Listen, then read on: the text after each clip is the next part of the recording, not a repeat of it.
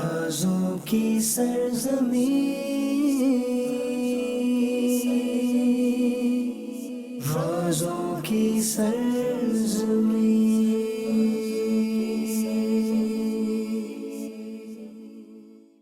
رازوں کی سرزمین، رازوں کی سرزمین، رازوں کی سرزمین۔ امام شافعی رحمۃ اللہ تعالی علیہ کروڑوں شافعیوں کے پیشوا 150 سنہ ہجری میں یا تو مینا میں پیدا ہوئے یا آپ کے بارے میں آتا ہے یمن میں پیدا ہوئے۔ اولیاء کی سرزمین ہے۔ آپ فالو کریں گے دعوت اسلامی کو یوٹیوب پہ یا فیس بک پہ، تو آپ کو پتہ چل جائے گا کہ پچھلا کیا کیا ہم الحمدللہ اچیو کرتے چلے جا رہے ہیں اللہ کی رحمت سے۔ تو اللہ نے بڑا کرم کیا ہے۔ اے مقامات عبرت،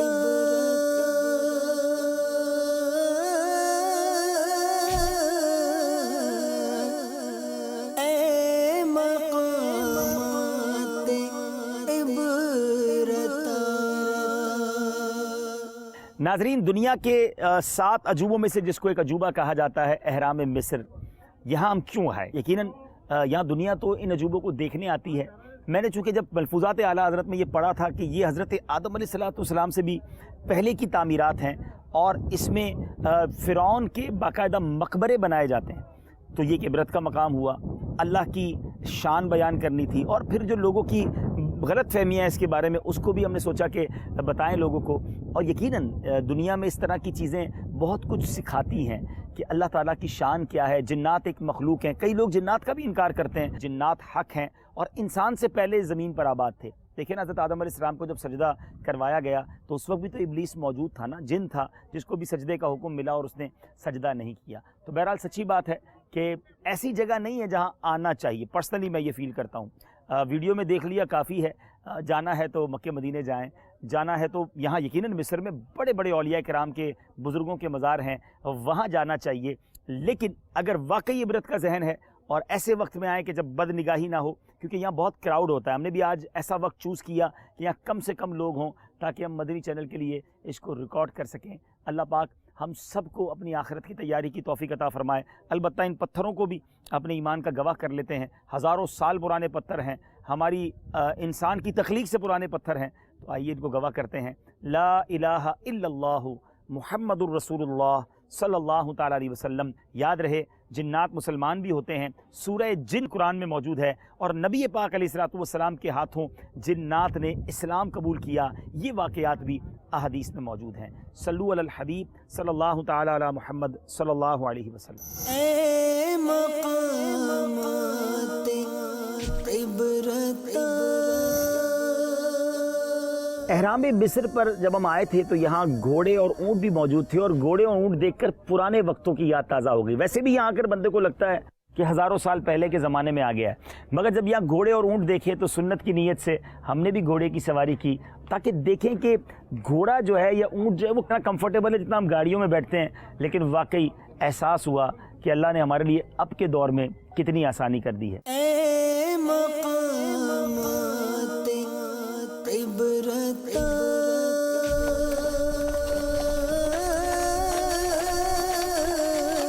گھوڑے کی سواری سنت ہے، تو اس نیت سے گھوڑے پہ بیٹھنے کی کوشش کرتا ہوں۔ بہت ٹائم بعد، بچپن میں بیٹھے تھے، ٹرائی کرتے ہیں انشاءاللہ۔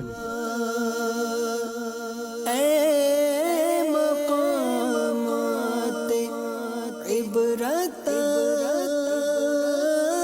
مجھے مولا علی کرامت یاد آ گئی کہ آپ ایک رکاب میں پیر ڈالتے تھے اور دوسرے رکاب میں پیر ڈالنے سے پہلے ہی پورے قرآن کی تلاوت کرتے تھے۔ یہ کیسے ممکن تھا؟ یہ ان کی کرامت تھی، لیکن سنت کی نیت کر لیتے۔ مثلا آج مصر میں سنت کی نیت سے گھوڑے پر سواری کر لیتے ہیں۔ مقامات عبرت، اے مقامات عبرت،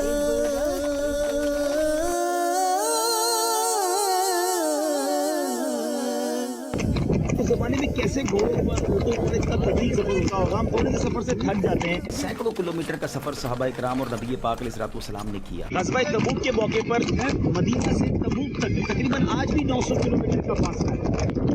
जी, कमर जो है उसको वाकई अच्छे खासे झटके लगते हैं, क्योंकि स्लो भी आ रहा है। तो मतलब ये एहसास हो रहा है कि आज हम लग्जरी गाड़ियों में सुकून से सफ़र करते हैं, इसमें ट्रेनों में, लेकिन वाकई के घोड़ों ऊँटों पर सफ़र करना ये आसान नहीं है, खास तौर पर जैसे शहरी लोगों के लिए। लेकिन उस ज़माने में लोग इसके आदी होते होंगे। अच्छा, मज़े की बात है बताऊँ आपको नाज़रीन, जब वो पक्की ज़मीन पर चल रहा था तो हम ज़्यादा अपने आप को अनकम्फर्टेबल फील कर रहे थे। मट्टी में आ गए ना तो घोड़े के ऐसा लगता है कि पैर जम गए हैं, तो अब सफ़र करना आसान हो गया। इतना बड़ा दूसरे और भी बहुत सारे छोटे छोटे पैरामिड्स हैं। सामने आप देखिए वो सहरा है जहाँ ऊँटों पर और घोड़ों पर लोग सफ़र कर रहे हैं। तो ये दूसरा एहराम मिस्र आ गया, आप वहाँ तक पहुँचे और इसको देख रहे हैं। मैं जिस तरह बता रहा था कि इन चीज़ों पर भी सफ़र करते हैं ना, हमें पहले के ज़माने के लोगों के अंदाज सीखने को मिलते हैं। साथ साथ कैसी तकलीफ होती होगी, कितना टाइम लगता होगा। आपको पता है मक्के से मदीने का सफ़र 7 दिन का सफ़र था घोड़ों और ऊँटों पर, और अब हम 4 घंटे में पहुंच जाते हैं। तो अल्लाह ने ज़मीन और दुनिया में हमारे लिए कितनी आसानियां पैदा कर दी हैं। जो गाड़ी में बैठता है, बस में बैठता है, ट्रेन में बैठता है, फिर जहाज़ में बैठता है, उसको तो अल्लाह का कितना शुक्र अदा करना चाहिए। यानी मैं तो समझता हूँ कि इस आसान सफरी रास्तों ने हमारे लिए ज़िंदगी कितनी आसान भी कर दी और हमें एक ही ज़िंदगी में कितना कुछ देखने को मिल गया। वरना उस ज़माने में लोग, मुझे याद है कि आज से चंद सालों पहले, 100 साल पहले भी लोग हज पर जाते थे तो 6 महीने लगते थे और कई लोग वापस ही नहीं आ पाते थे, क्योंकि इतना तवील सफ़र होता था, उसमें बीमार हो जाते थे, दुनिया से चले जाते थे। मगर आज मक्के से पाकिस्तान से मदीने जाना और दुनिया में कहीं भी जाना घंटों में पहुंच जाता है इंसान। ये अल्लाह की शान है, अल्लाह की कुदरत है। तो बहरहाल हमें इस पर भी अल्लाह का शुक्रिया अदा करना चाहिए कि अल्लाह करीम ने सवारियों को हमारे लिए मुसख्खर कर दिया, ज़िंदगी हमारे लिए आसान कर दी, और हर हाल में हमें रब का शुक्र अदा करना चाहिए। ए मक़ामाते इबरत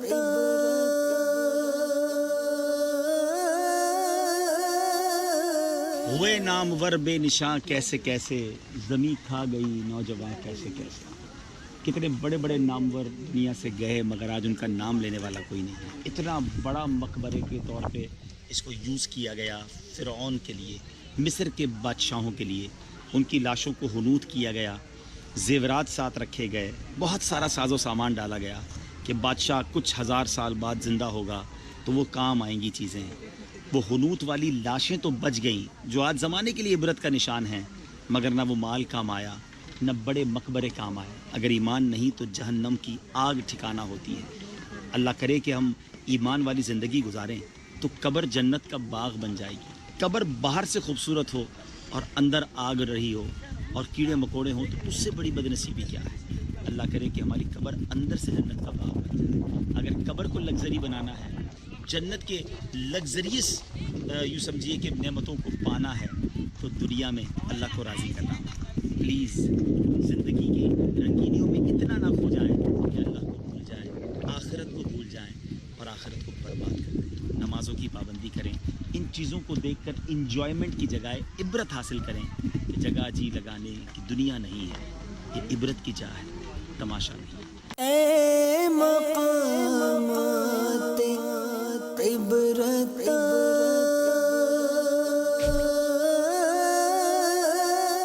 हज़ारों साल पुरानी तामीर में हम जा रहे हैं। मक़ामाते इबरत ए मक़ामाते इबरत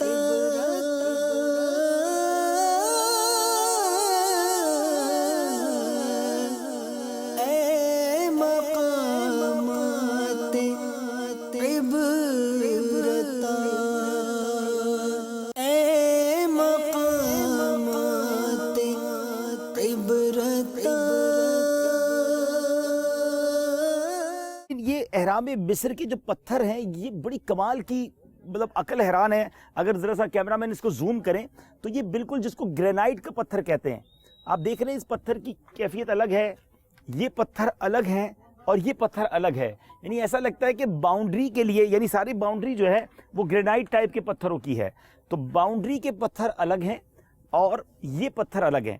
اب جو بات سمجھنے والی ہے، دیکھیں یہ اختلاف تو ہے کہ کب بنے، لیکن کیسے بنے یہ بہت کمال کی معلومات ہے۔ اب مثال کے طور پہ میں آپ کو جو سمجھانا چاہ رہا ہوں یہ بنے کیسے، لیکن آپ ذرا سائز دیکھیں اس پتھر کا، یہ پتھروں کی جو سائز ہے یہ بتا رہی ہے کہ یہ ایک ایک پتھر کئی ٹن وزنی ہے۔ آئیے آپ کو ایک تحقیق کے مطابق ایک اہرام مصر کتنا وزنی ہے اور اس کے پتھر کتنے وزنی ہیں وہ آپ کو بتاتے ہیں۔ صدیوں سے تاریخ دان اس سوال کا جواب ڈھونڈنے کی کوشش کر رہے ہیں۔ ماہرین کے مطالعوں سے جہاں نئے پہلو سامنے آئے ہیں وہاں نئی بحثوں نے بھی جنم لیا ہے۔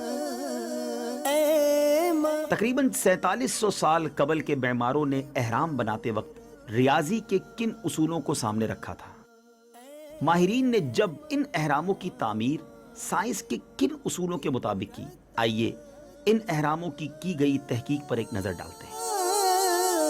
سب سے بڑے اہرام کی اونچائی تعمیر کے وقت 481 فٹ تھی، 481 فٹ تھی۔ اس اہرام کو 43 صدیوں تک کرۂ ارض کی سب سے اونچی عمارت ہونے کا اعزاز حاصل رہا۔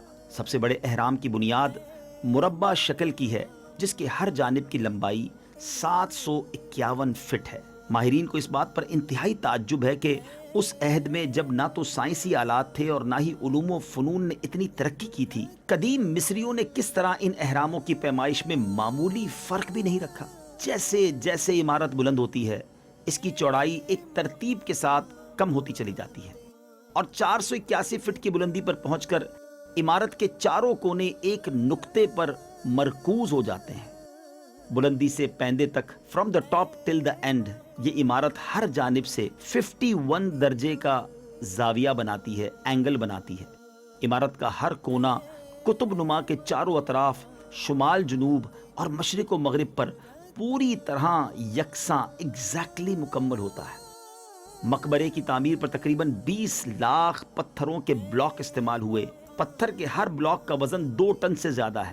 آپ دیکھیں اہرام کے اطراف میں اتنے پتھر موجود ہیں کہ ماہرین کا اندازہ ہے کہ ان پتھروں سے اہرام کے اطراف 10 فٹ اونچی 4 دیواری بنائی جا سکتی ہے۔ ایک تحقیق کے مطابق ایک اہرام کا وزن تقریباً 65 لاکھ ٹن ہے۔ جی ہاں، 6.5 ملین ٹنز۔ اللہ کی شان ہے، یہ کیسے تعمیر ہوا؟ آئیے مزید آپ کو آگے بتاتے ہیں۔ اچھا، ایک اور بات سمجھنے والی ہے کہ پیرامڈ کا وزن ہم نے سنا، یہ جو تکون بنا اس کی ڈائمنشنز کیا ہیں، یہ کس طرح بنا، اس کی وڈتھ کتنی ہے، لینتھ کتنی ہے، کیونکہ یہ اتنا اونچا تکونی عمارت دنیا میں کوئی اور نہیں۔ ذرا غور کیجئے ناظرین، حضرت آدم علیہ السلام سے بھی تقریباً 7000 سال پہلے یہ اگر عمارت بنی ہے تو ذرا یہ سوچئے کس قدر اس کے اندر یوں سمجھیے کہ جس کو کہیں کہ موسمی اثرات آئے ہوں گے۔ یہ اوپن ہے نا، اوپر کوئی سایہ تو نہیں ہے، شدید دھوپ بھی مصر میں پڑتی ہے، شاندار بارش بھی پڑتی ہے، کتنی موسموں کو اس نے جھیلا ہے، مگر یہ عمارت اپنی جگہ کھڑی ہے۔ ہم نے دنیا میں 400 500 700 سال پرانی عمارتیں دیکھی ہیں جو گر جاتی ہیں، وہ کھڑی نہیں رہ پاتی۔ بہت مشکل سے آپ کو دنیا میں 1000 2000 سال والی عمارت کوئی کھڑی نظر آئے گی، مگر یہ آلموسٹ 14000 سال پہلے عمارت بنی ہے۔ ایسا کیا ہے اس میں؟ یہ واقعی آج بھی ایک عجوبہ ہے۔ اے مقامات عبرت،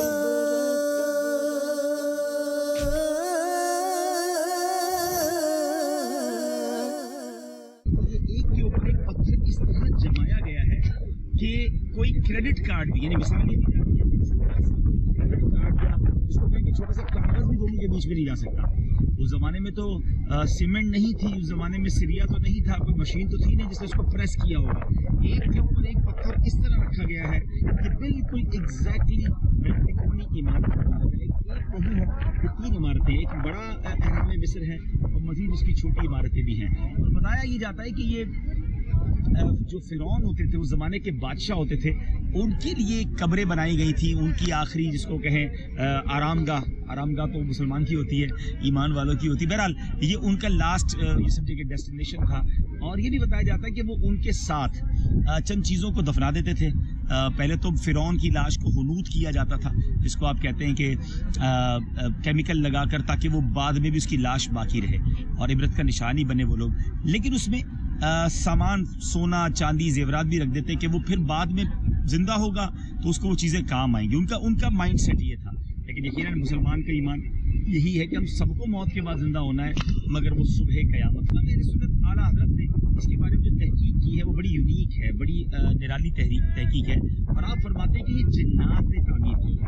और समझ भी यही आता है कि कैसे मुमकिन है कि इतनी ऊंचाई तक एक इंसान बगैर किसी मशीन के, यानी बताया जाता है कि ये पत्थर उस्मान शहर में पाए जाते हैं जो कि यहाँ से तकरीबन 600 मील दूर है, बहुत दूर जगह है ये। उस इलाके को उक्सुर भी कहा जाता है और उस्वान भी कहा जाता है। अच्छा, एक और तहकीक ये है या एक और बात ये बताई जाती है कि उस जमाने में इतने बड़े पत्थर, क्योंकि अगर कई टन वजनी पत्थर है तो जानवर भी नहीं उठा सकता, ट्रेन तो थी नहीं, ट्रक तो थे नहीं, तो बताया जाता है कि पानी की नहरें खोदी गई और कश्तियों के जरिए ये पत्थर लाए गए।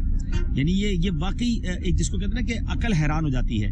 लेकिन सैयदी आला हज़रत ने जो फरमाया कि ये हज़रत आदम अलैहिस्सलाम से भी पहले जिन्नात ने इन एहराम की तामीर की। और आज जरा गौर करें, कई हजार साल गुजरने के बाद भी ये कायम है।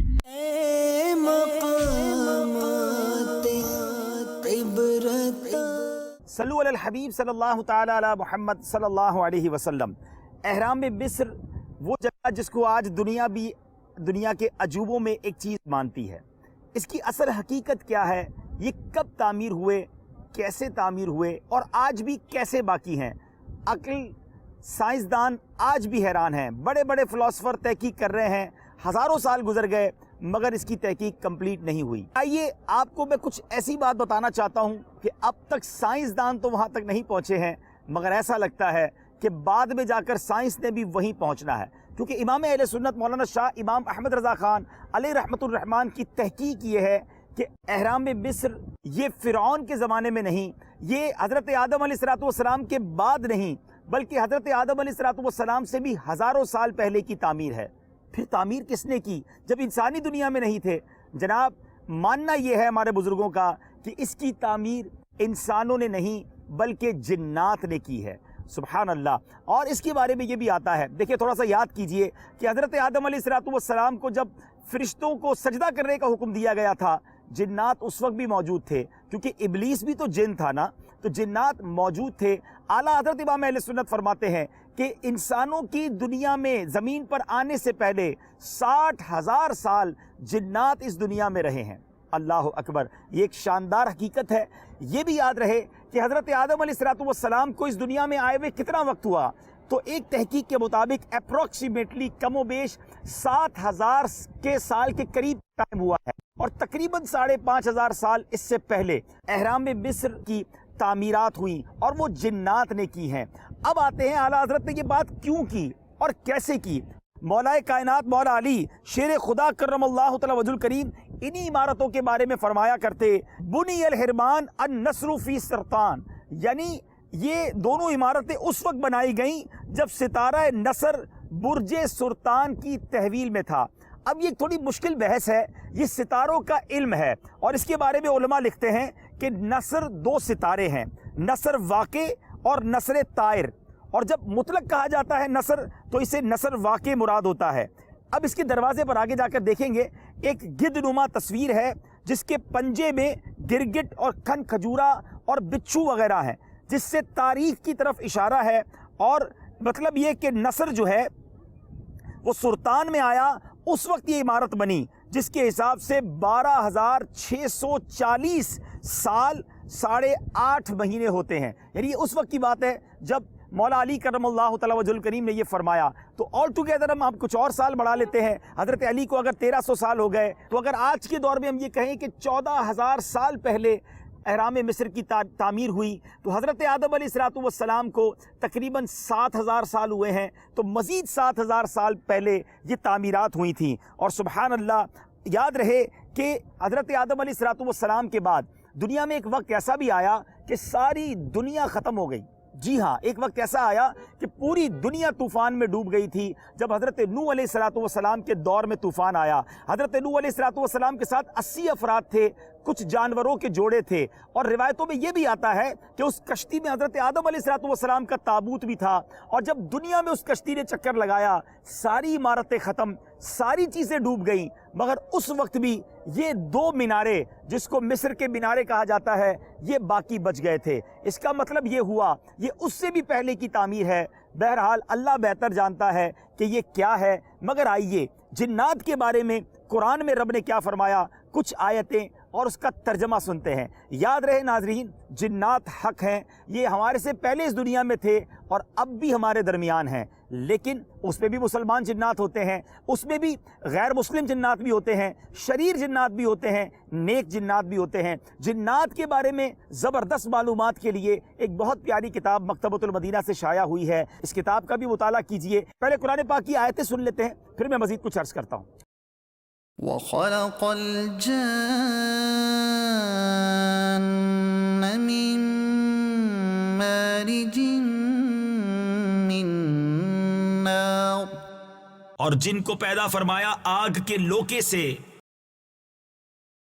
وَمَا خَلَقْتُ الْجِنَّ وَالْإِنسَ إِلَّا لِيَعْبُدُونِ، اور میں نے جن اور آدمی اتنے ہی اسی لیے بنائے کہ میری بندگی کریں۔ اچھا ناظرین، یہاں پر یہ جو احرام مصر ہے اس کے بارے میں یہ آتا ہے کہ یہ فرعونیوں کی مقبرے کے طور پہ بنائے گئے، اس میں ساز و سامان رکھا گیا، اس میں سونا رکھا گیا، اس میں زیورات رکھے گئے کہ بعد میں ان کو کام آئے۔ کہاں گئے یہ بڑے فرعون؟ کہاں ہیں ان کے نام لینے والے؟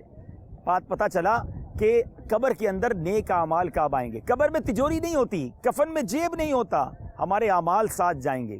میں آپ کو ایک اور عجیب بات بتاؤں کہ جب بندہ دنیا سے جاتا ہے نا تو لوگ کہتے ہیں مرحوم نے پیچھے کیا چھوڑا ہے، فرشتے کہتے ہیں مرحوم نے آگے کیا بھیجا ہے۔ مجھے اور آپ کو یہ سوچنا ہے کہ ہم نے آگے کیا بھیجا ہے۔ اگر اگلی زندگی اچھی گزارنی ہے تو دنیا میں نیک اعمال کرنے ہوں گے۔ یہ مقام جہاں اللہ کی قدرت کا شاہکار ہے، دنیا کا ایک عجوبہ ہے، وہاں ہمارے لیے مقام عبرت بھی ہے کہ جس بندے کی قبر کے لیے ایسی تعمیر کی گئی اس کی حکومت کیسی ہوگی، مگر کہاں ہے مرنے کے بعد؟ کدھر ہے ان کا نام و نشان؟ کہاں گئی ان کی حکومت؟ اگر دنیا میں بھی چین سے رہنا ہے اور آخرت میں بھی چین سے رہنا ہے تو اللہ کی اطاعت والی زندگی گزارنی ہوگی۔ اللہ مجھے اور آپ کو نیکیوں والی زندگی عطا فرمائے، ایمان والی زندگی عطا فرمائے، کلمے والی، ایمان والی موت نصیب فرمائے، اور اے کاش ہماری قبر کسی پیرامڈ میں نہیں، کسی بڑے پرتعیش مقام پہ نہیں، بلکہ اللہ کرے نبی پاک کے قدموں میں جنت البقیع میں ہماری قبر بن جائے کہ ہمارے نزدیک اس سے اچھی جگہ مرنے کے لیے اور دفن ہونے کے لیے اس پوری کائنات میں کوئی نہیں ہے۔ سچ بتاؤں ناظرین، دنیا میں قبرستانوں میں جاتے ہیں نا تو خوف ہوتا ہے، گھبراہٹ سی فیل ہوتی ہے۔ جنت البقیع وہ قبرستان ہے جس کو دیکھ کر مرنے کو جی چاہتا ہے۔ اللہ مجھے اور آپ کو نصیب فرمائے۔ اے مقامات عبرت، رازوں کی سرزمین، حضرت نفیسہ رضی اللہ تعالیٰ عنہ کی مزار پر حاضر ہیں اور ان کی برکتیں لوٹنے آئے ہیں۔ رازوں کی سرزمین، رازوں کی سرزمین، آمین۔ علم سے ہمیں نفع اٹھانے کی سعادت بخشے۔ ہے صحابہ اولیاء کی سرزمین،